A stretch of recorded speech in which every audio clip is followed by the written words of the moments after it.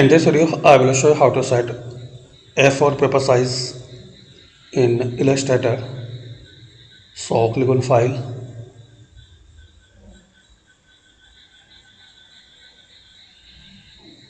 click on New.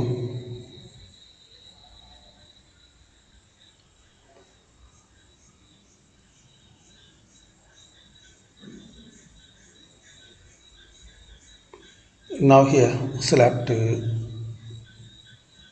millimeters. Type here 210, width and 297, height. Now just click on Create. Also you can select here A4.